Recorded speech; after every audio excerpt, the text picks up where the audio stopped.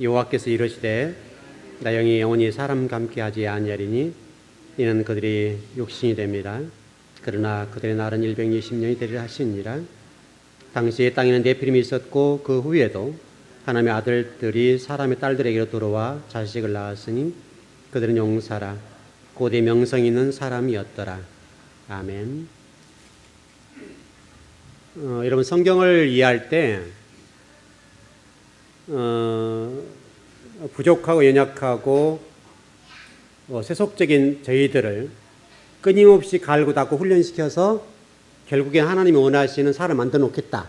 이게 성경 전체의 흐름이에요. 그거를 이해하고 들으셔야 됩니다. 그래서 에스겔서 우리 지금 금요일에 공부했던 걸 조금 복습을 해야 되겠는데 에스겔서 보게 되니까 하나님이 옷자락으로 저희를 덮어주셔서 그 옷자락으로 하나님과 우리가 하나가 되었다. 연합되었다.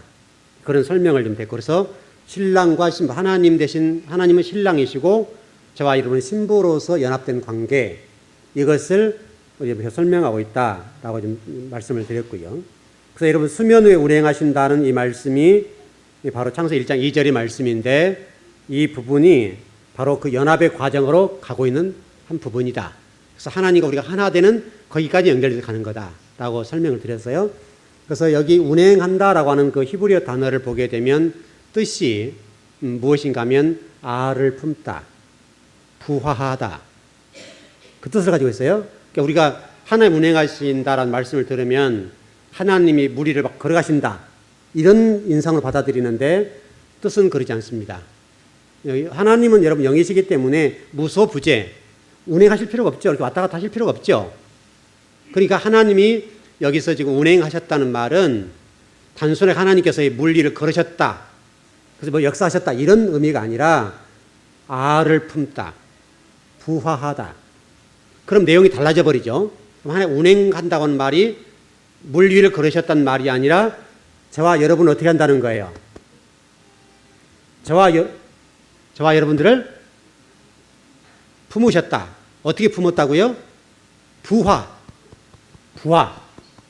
다시 설명하면 네 번째, 여섯 번째 속한 우리, 네 번째, 여섯 번째 속한 인간적이고 세속적이고 정말 이 물질 중심이고 하나님 떠나 있는 우리들을 진리 말씀으로 비춰주고 생명의 빛으로 조명해주고 비춰줘서 저와 여러분들을 닭이 알을 품어서 알을 깨어내서 부화하듯이 우리를 부화해 내겠다.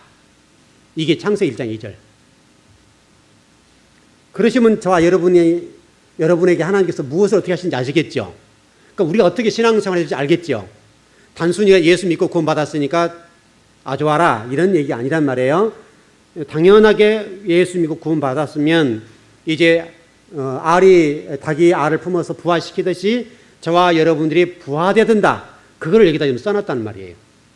그래서 저와 여러분의 혼인잔치도 마찬가지, 현재 삶도 마찬가지인데 정말 하나님이 저와 여러분들을 이 알로 품어서 몸으로 품으셔서 우리에게 알을 품어서 부화시켜가지고 새로운 생명을 만들어내는 그런 일을 하시겠다라고 하는 것이 운행하신다라고 하는 부분이란 말이에요.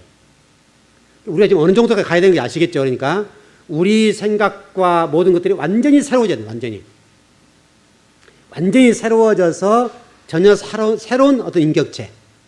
그래서 우리 그리스도인, 크리스찬이란 말은 여러분 사람도 아니고 하나님도 아닌 이게 제가 일제 이런 설명을 했었어요. 장아찌, 마늘 장아찌. 마늘에다가 간장을 집어넣으니까 이 성분은 변하지 않았는데 실질적으로 재료는 똑같은 거죠. 근데 성분이 변해버렸죠.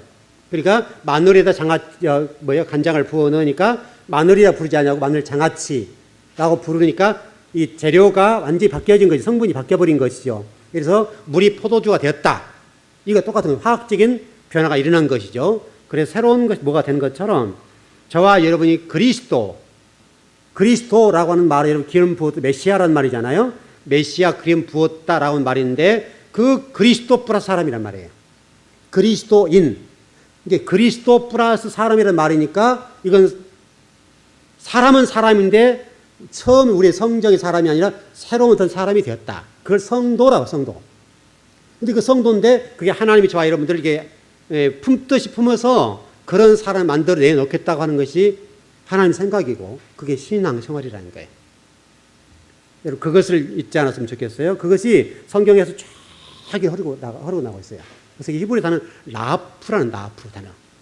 라프의 신비예요 이게. 하나님이 저와 여러분들을 새로운 그리스도인으로 만들어내시겠다. 그래서 네 번째에서 여섯 번째 속한 우리들을 그렇게 해서 하나님의 높으신 의도의 뜻과 계획대로 만들어서 하나님 나라를 건설하는 데 써먹겠다 이 말이에요.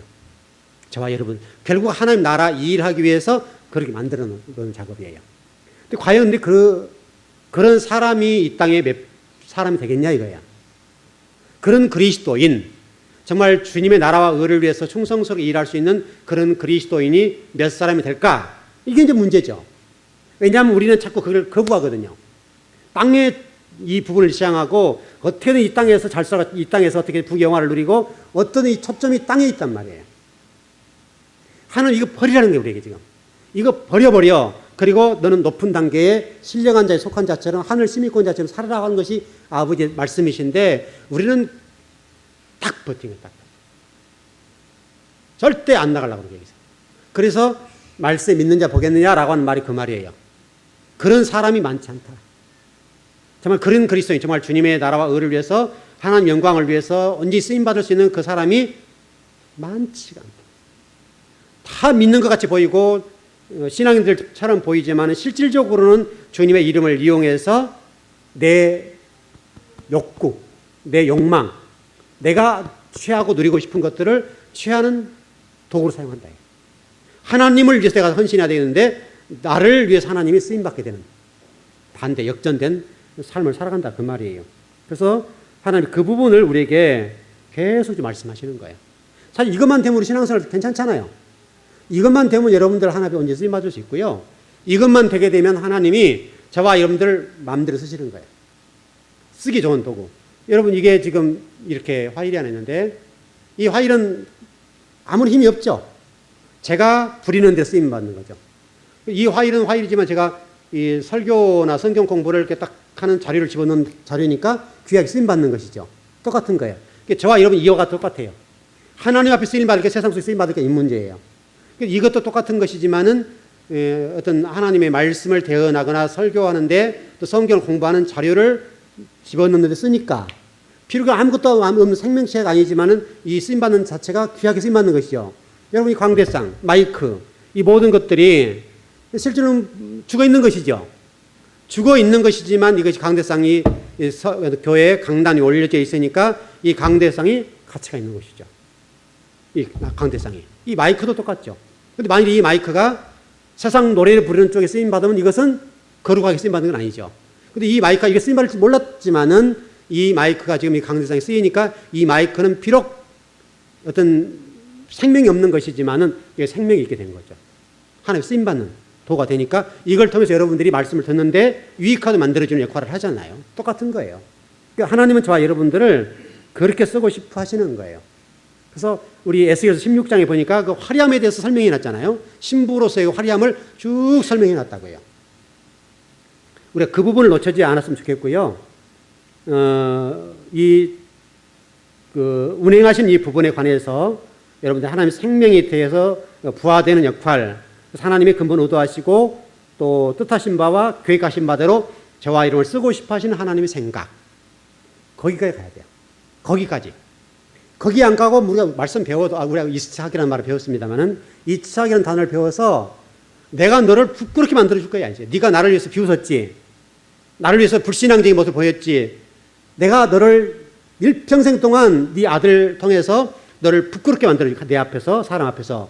근데 아브라함이 그것을 깨닫고 그 부끄러움을 좋은 방향으로 돌려서 하나님 앞에 모리아산에 그렇게 들여볼 수 있는 그 정도 훈련이 돼버린 것이죠. 그러니까 우리가 어떤 주어진 어려움이나 고통 이런 것들도 그 일들을 선한 쪽으로 사용하거나 하나님 나라 의를 쓰임 받으면 오히려 그것이 화가 보게 되어서 좋은 방향으로 가는 것이죠. 우리 육신을 친다.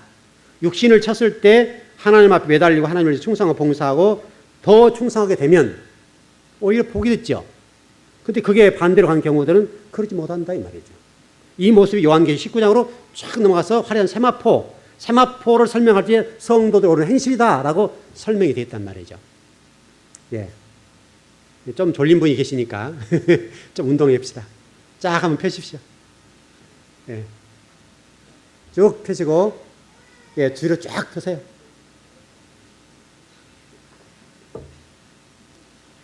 예. 안마도 해주실 분은 안마 해주시고, 네. 한번 쫙 이렇게 주물러 주세요. 네. 좋죠. 언제 이런 호강을 받아보겠어요?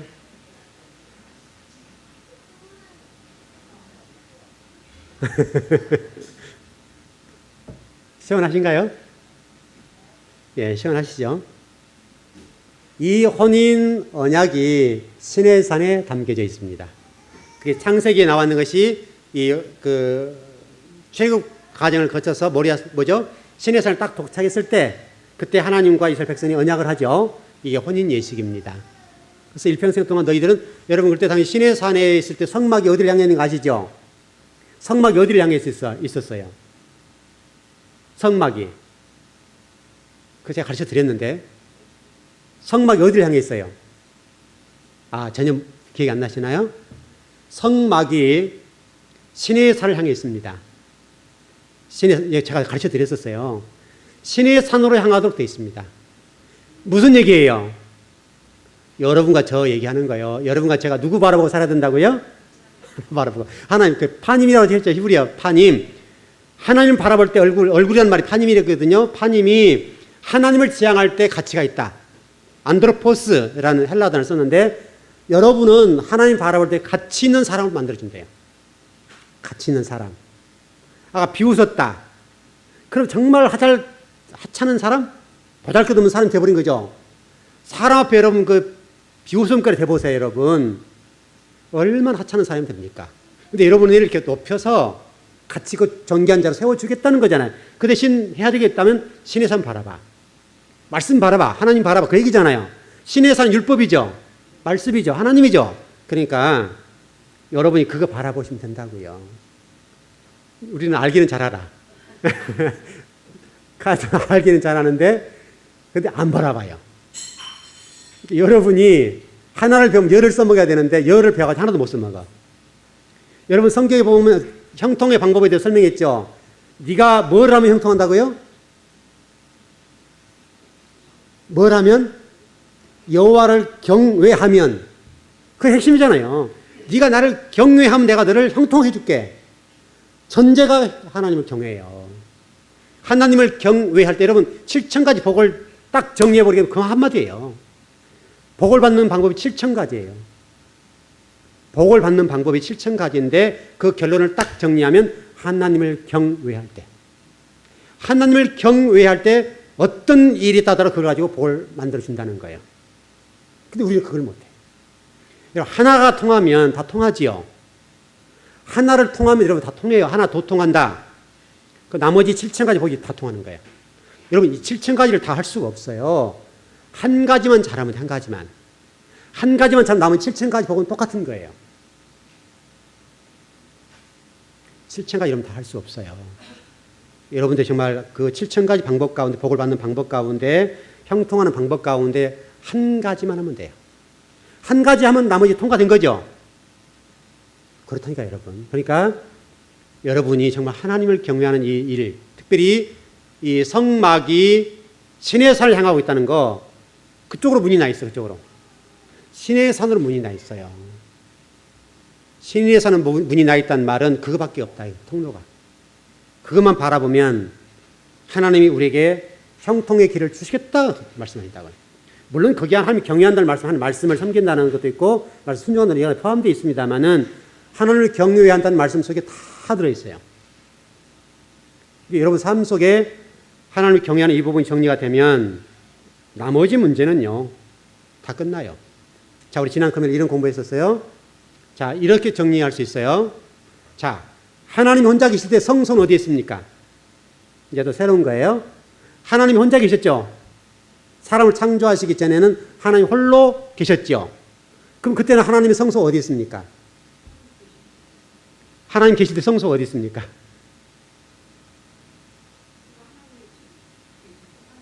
하늘. 하늘 성소는 제가 여러분에게 말씀드렸어요. 장소적인 개념이 아니다. 통치 개념이다. 기억하시나요? 그러면 다시 질문이요. 하나님의 성소는 어디 있습니까? 하나님의 성소. 우리는 자꾸 하늘나라를 눈으로 보이는 뭔가를 생각하니까 문제가 돼요. 하나님 나라는 어떤 그림이 아니라, 우리가 지금 보고 있는 이런 나라가 아니라 통치 개념, 장소의 개념이 아니라고요. 네? 우주만물. 여러분 잘 생각해 보세요. 하나님의 나라는 장소의 개념이 아닌 통치의 개념이라는 관점에서 하나님의 성소가 어디 있습니까? 아니, 하나님만 계실 때. 예. 그거 참 질문했잖아요, 그거. 하나님 원자리 성소는 어디예요, 성소? 하나님 자신. 아셨습니까? 하나님 통치자시잖아요. 하나님 자신이 성소가 되셨다. 하나님 자신 성소 되신 그 하나님이 성막에 들어오시고, 맞지요? 그 다음에 제사장에 들어오고, 그 다음에 저와 여러분이 들어와서 그것이 하나님 나라. 하나님 나라가 거기 있는, 지금 여기. 하나님 나라가 지금 저기 있는 게 아니라 여기, 여러분이 있다, 여러분에게. 이해되시나요? 이해돼야 안 돼요.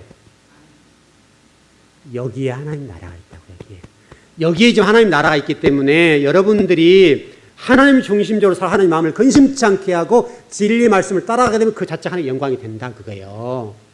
그러니까 우리가 하나님 영광을 돌립시다 라고 하는 말은 물론 이해하는 부분이지만 저와 여러분의 삶 속에서 진리가 증거되고 진리가 여러분 삶 속에서 완성되면 그 자체가 어떻게 된다는 거예요? 하나님께 영광이 된다. 이 삶을 안 살면 어떻게 된다는 거예요? 영광이 안 된다. 그냥 우리가 성소니까. 그래서 여러분을 교회라고 그래요, 안 그래요? 교회라고 그러잖아요, 여러분. 교회는 이게 교회가 아니라니까요. 이게 여러분 많이 우리 교회가 여기서 사람을 다 나가고 절이 들어오면 이게 절이 돼요. 맞아요, 안 그래요? 맞죠? 교회가 있으니까, 여러분이 있으니까 이 교회지. 스님이 들어오면 목탁 소리가 난다니까, 거기서. 그러니까 이 건물 자체는 교회가 아닌 거예요. 여러분이 교회. 두세 산에 모인 곳에 누가 함께 하신다고요? 하나님이. 그게 하나님 나라라니까요. 여러분 자꾸 현상적으로 보지 마세요. 여러분들 지금 성경을 공부할 때 현상적으로 공부를 해가지고 뭔만 하면 딱 그림을 그려요. 장소를 그려요, 장소를. 보이는 걸 보이는 거를. 그러니까 이게 창세기차 1장 1절에 설명을 드렸잖아요. 1장을 설명하면서 현상적으로 보지 말아라. 하나님 나라와 하나님에 관해서, 말씀에 관해서나 여러 가지 측면에 봤을 때 신앙적으로 현상적으로 눈에 보이는 자꾸 그걸 보려 하지 말아라. 그게 계속 지금 강조했죠. 하나님 나라도 이제 우리가 생각할 때 하나님 나라에 저기 있을 거야. 이런 생각이 지배적이라고요. 여러분, 하나님 나라는 이곳이기 때문에 주님 재림하시게 되면 하늘나라 저 위에 올라가는 게 아니라고요. 아셨죠? 에덴 동산이 어디 있었어요, 여러분? 하늘나라에 있었어요? 땅에 있었어요? 에덴 동산이 어디예요, 여러분? 에덴 동산이 어디예요? 그게 하나님 나라 아닙니까? 그냥 하나님이 거하셨잖아요, 거기에. 이해돼야 안 돼요? 이해되셨죠? 그 에덴 동산을 회복하는 것이 새하늘과 새 땅이잖아요. 맞죠? 그 에덴 동산을 죄가 들어와서 다 막히고 하나님과의 관계가 단절됐던 그것이 다시 회복되어서 더 좋은 하나님 나라를 만드는 것이 지금 새하늘과 새 땅이잖아요. 새하늘과 새 땅이라고 하니까 또 이게 현상적 하늘 이렇게 딱 이렇게 생각한다, 우리는. 현상적으로 보지 마시라고. 성경을 현상적으로 보니까 우리 성경이 그 번역의 문제라고 지금. 설교를 그렇게 들어왔기 때문에 자꾸 현상적으로 성경을 보려고 그래요. 그렇게 보지 마시고 거기에서 하나님 무엇을 의도하셨나요? 제가 설교할 때 여러분 설교를 어떻게 하신 줄 아시죠? 제가 설교할 때 핵심적으로 짚는 게 뭐냐면 하나님 의도가 뭐냐. 그래, 요한계시록 공부하면서 창세기 왔다 갔다 하고 성경을 왔다 갔다 하는 이유는 하나님이 서문학 교회를 통해 말씀하신 의도가 뭐야? 의도를 붙잡았어요, 의도를. 서문학 교회만 바라보면 안 되잖아요. 하나님께서 이 서문학 교회, 에베소 교회를 통해서 뭘 말씀하시는 의도인가? 그 의도를 붙잡아야 돼, 의도를. 의도를 놓치면 안 되죠. 우리 창세 1장 1절에서 높으신 하나님의 의도하신 뜻과 계획, 그렇게 됐죠. 그 의도, 그게 뭐냐, 이게, 그 의도가. 여러분, 여기서 저와 여러분이 대화를, 어떤 분 제가 대화를 한다 합시다. 대화를 하면 그냥 지나간 사람 붙여놓고 우리 얘기합시다. 이건 아니잖아요. 뭔가 얘기하려고 하는 생각이 있잖아요. 그래서 이게 A라는 우리 교회 성도를 합시다. 이분이 문제가 있어요. 그럼 이분이 저를 찾아와서 목사님 좀 얘기 좀 할게요. 아니면 제가 불러서 얘기 좀 합시다. 했을 때는 제가 이분과 대화하려는 의도가 있죠. 이분이 지금 신앙적으로 문제가 있거나 이분이 어떤 문제를 해결해 주려고 하는 의도.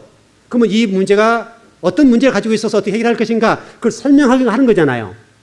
그런데 이 얘기를 어떤 성도들은 신앙이 견고하고 말씀을 받아 먹을 만하면 직선적으로 나갈 수 있고 어떤 성도는 그 말은 상처를 받을 수 있단 말이죠. 그렇지 않습니까? 그런 성도들 같은 경우는 간접적인 방법을 동원해서 말하죠.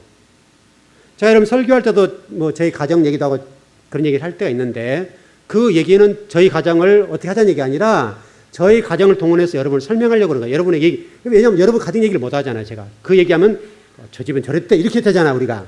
그러니까 그런 경우들은 어떤 사람들을 이용해서 저 같은 사람은 가장 좋잖아요. 저를 들어서 설명하고 제 가정을 들어 설명하면 아 우리가 또 이런 부분이 있네 이거 깨닫게 되는 거잖아요. 그래 안 그래 여러분? 그럼 그래서 우리 이중 권사 계신데 우리 권사님이 이런 분이야. 그러면 그런 분 안 봤는데 그런 분이었어? 그럼 여러분들 생각에 딱 하나 끼고 이제 보기 시작하는 거야. 그러니까 그렇게 말을 못 하는 거죠. 그런 경우는 어떤 예화를 끌어오든지 예화를 끌어온다는 것은 그런 말이잖아요. 애환을 끌어온 것은 애화에 초점 있는 것이 아니라 그거 가지고 말하려고 하는 의도가 있죠. 그 의도. 그러니까 제가 설교할 때 성경을 공부할 때 성경을 말씀을 전할 때 하나님 도대체 이 본문에 가지고 무엇을 말씀하려는 의도야? 도대체 이 의도가 뭐야? 그걸 파고 들어가는 거예요. 그걸 파고 들어가서 이런 의도셨네. 그러니까 지금 우리 오늘 로마 그하고 같이 연결해서 조금만 열어봤는데 사단은 로마를 동원해서 이 서머나 교회를 무너뜨린 방법이 뭐 있는가 하면 환난과 고난을 줘보자. 그럼 무너진다. 이런 생각했단 말이에요. 그러니까 하나님이 너 10일 동안 환난 더 받아. 오히려 그것을 극복해 나가도 만드셨다고요. 근데 서머나 교회는 이겼어요? 못 이겼어요? 이기는 자. 그 이겨내라는 하나님은 그걸 이겨내야 된다. 그 환난과 고난이 뭐냐 이거예요. 환난과 고난이 우리가 어떤 당하는 어려운 문제가 아니라 우리로 하면 안이하게 만들고 환난. 우리 서머나 교회는 안이하고 나태하게 만들고 게으르게 만드는 신앙생활과 세상 속에서의 삶 속에서 이 세상을 더 붙잡도록 만들어지는 그 무엇을 심어준다고 이렇게 심어줘서 그걸로 하여금 우리가 만족하게 만들어버리는 거예요. 그래서 우리 좋다. 이게 서머나 교회에서 이겨내릴 일이라는 거예요. 여러분 환난은 보이는 거죠. 안 보이는 환난. 우리 속에 안 보이는 데 돌아와서 우리를 넘어뜨리게 하는 그 환난이 서머나 교회라는 거예요. 그거를 말하는 그걸. 여러분 지금 시대 서머나 교회처럼 공격을 하거든요. 사단이. 정말 이 시대 여러분 조심하셔야 돼요. 여러분을 핍박하고 고난 가면 성지에 달려서 기도를 하잖아요. 근데 세상 속에 나갈 때 잘한다. 잘 엉덩이 쳐줘보세요. 그러면 더 신날 거 아니에요. 고래도 춤춘다면서 칭찬하면. 그런 얘기 있죠. 그러니까 사단이 그래, 그렇지. 그렇게 해야지. 예수 믿는 사람은 그렇게 성공해야지. 예를 들어서 자, 그렇게 해. 계속 우리 독려한단 말이죠. 그러니까 이거 그 사단의 음성을 성령의 음성을 들어버린다. 그런데 지금 서머나 교회를 통해 말씀하신 게 그러면 안 된다는 거죠. 서머나 교회가 혼합 정책을 써가 이 로마 황제들이 혼합 정책을 써가지고 정신을 바꿔버린 거예요. 여러분 필리핀이 우경화 정책 쓰신 거 아시죠? 아셨죠? 여러분 아시죠? 여러분 필리핀 남자들은요 힘을 못 써요. 정신이 썩어버렸어요. 정신을 다른 나라에 지배할 때 남자들이 정신을 확 바꿔버렸어요. 그래서 여러분 필리핀에서는 여자 대통령이 많이 나오죠. 파워가 누가 쓰냐면 여자들이 써요. 남자들은 정신이 썩어버렸다니까 이게 썩어버리니까 남자들이 게으르고 생산적이지 못하고 나태하고 게으르고 생각을 못하는 거예요. 이게 죽어버리니까 썩었다 이게 썩어버려. 그걸 고치려 하니까요. 그 고치는 시간이 얼마나 많이 걸릴지 몰라요. 여러분 필리핀이 과거 우리 6.25 참전 용사였잖아요. 나라를 보냈던 나라 아닙니까? 그 당시에 여러분 필리핀이 괜찮게 살았던 나라단 말이죠. 근데 지금 여러분 필리핀 아시는 것처럼 필리핀이 형편없거든요.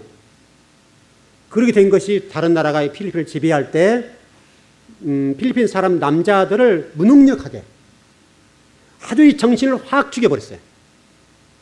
무서운 거예요. 그래서 무서운 거예요. 이걸 다시 바꾸려고 한다면요. 얼마나 많은 투자와 시간을 벌여야 될지 몰라요. 그래서 바로 이 노마가 이 서문학 교회를 사단이 공격할 때 그 정책을 썼다고요. 무서운 거예요, 여러분, 이거는. 제일 무서워. 여러분, 그 공산당, 북한 사람들 그 어떤 그 사회주의죠. 그 사람들하고 우리가 대화가 돼야 안 돼요. 잘 안 되죠. 이것 때문에 이거요. 주체사상이잖아요, 주체사상. 성경을 주체사상으로 바꿔서 하나님 이름 안에 그쪽 그 어떤 그 주석, 지금은 이제 뭐 제1위원장 그렇습니다만은 김일성, 김정일, 김정은 이 사람들이 신이죠. 그 사람들이 신이라고 하는 것을 계속 주입시키는 거예요. 주체사상이에요. 그러니까 그게. 그 여러분 다 신앙에서 온 거예요. 신앙에서. 성경에서 갖다 갔어요. 마르크스주의가 이런 어디서 왔어요? 마르크스주의가 어디서 왔어요? 다 성경에서 나왔어요. 성경 여러분 사도행전 떡을 떼며 통용했다. 그거예요 다. 그 사회주의 출발이에요. 이게 어떤 종교가 잘못돼 버리면 이렇게 피폐한 거예요. 결국은 공산주의가 생겨난 것도 마찬가지고 북한에 있는 것은 우리 기독교의 문제예요. 결국 이단 문제 마찬가지고. 그래 종교가 발에 쓴다는 것은 얼마나 중요한지 몰라요. 여러분의 생각, 의식구조 이런 사고들이 건강성 있게 가는 것은 여러분 인생의 미래에서 여러분 후손들에 있어서 너무너무 중요한 문제예요. 이게 썩어버리면요 안 돼요. 여러분 얘가 적절할지 모르겠습니다만은 얼마 전에 그 야생에서 사는 어떤 사람을 좀 소개해 줬는데 사법고시 한 두 종류 되는데 한 분은 사법고시 준비하다가 안 돼서 나중에 그 도적질하는 그 사람 바뀌었어요. 사법고시를 한다는 얘기는 판사는 검사 되겠다는 얘기잖아요. 변호사 되겠다는 얘기. 머리가 똑똑해 안 똑똑해요? 똑똑하죠. 근데 매수하게 되면 나이가 들죠. 십수 가버리면 나이가 30 넘어버리고 십수 했으니 아까우니까 또 하죠. 40 돼버리고 40년 결혼도 못해요. 그러면 사법고시 준비했던 사람이 일반 직장 못 가요. 좋은 대학 나왔지만 그 나이는 안 받아줘 이제는. 그러면 뭐가 되는 거예요? 자기는 실력은 있고 또 말도 잘하고 똑똑하잖아요. 일반 직장에서 일을 못해요. 그럼 결국 뭐가 되냐? 논팽이가 돼요. 여러분 사법고시 공부하다가 논팽이 된 사람은 굉장히 많습니다. 우리 교회에서도 한 사람이 있었어요. 정말이에요. 제가 얼마나 이게 많이 있는지 몰라요. 그걸 가지고 이렇게 좀 준비해라. 양이 안 차죠. 나는 사법고시 1차 합격했던 사람. 이 1차가 죽이는 거예요. 1차. 아예 안 돼버리면 간단한데 1차 됐다 이거. 2차에서 약간 버리 떨어졌다. 약간. 근데 그 약간이 인생을 망쳐요. 그것 때문에 아무것도 못하는 거예요. 좀 낮추면 되잖아요. 낮추면 되는데 못해요. 이게 잘못돼 버리니까.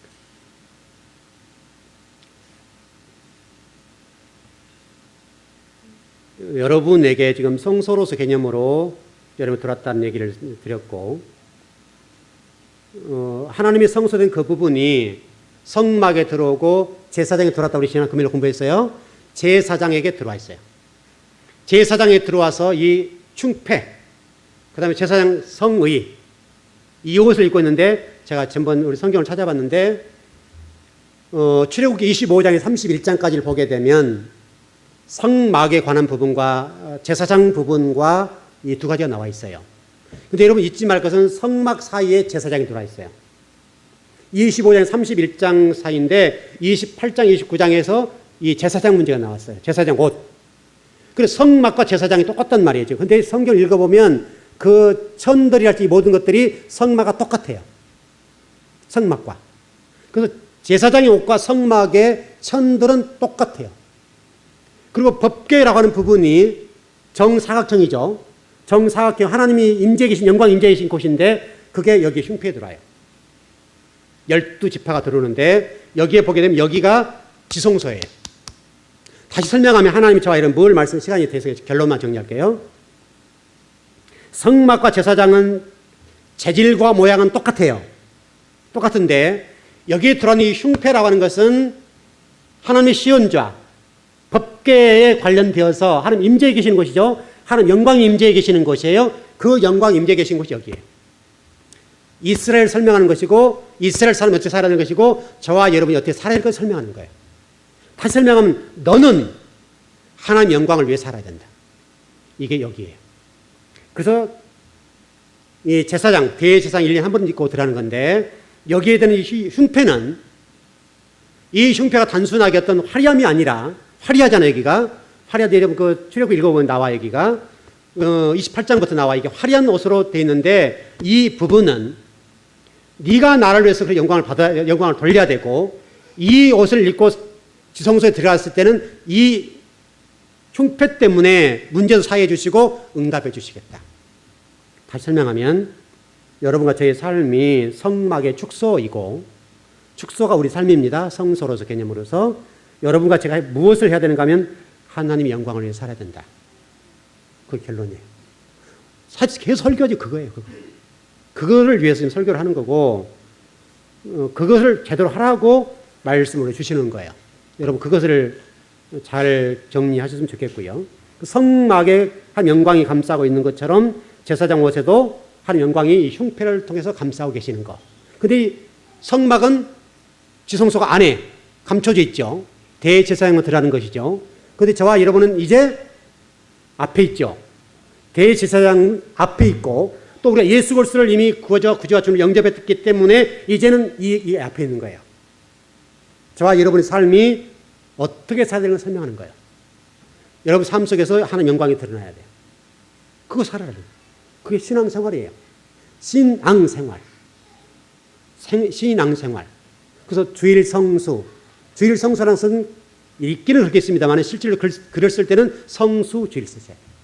성수주일. 읽을 때는 주일성수. 이렇게 읽는 거예요. 그게 여러분 우리 신앙생활입니다. 여러분들이 지금 이런 공부한 내용들을요. 좀 잘 새겼으면 좋겠어요. 제가 지난 금요일에 공부한 좀 어려운 부분이어서 오늘 좀 편하게 좀 가르쳐 드리려고 그러는데, 이제 이해되셨죠? 우리 다 이해되셨죠? 오늘 처음 듣는 분 이해되셨죠? 여러분이 어떻게 살아야 될 것인지를 설명하고, 이게 흉패를 통해 설명해요. 그래서 이게 전신갑주를 입어라.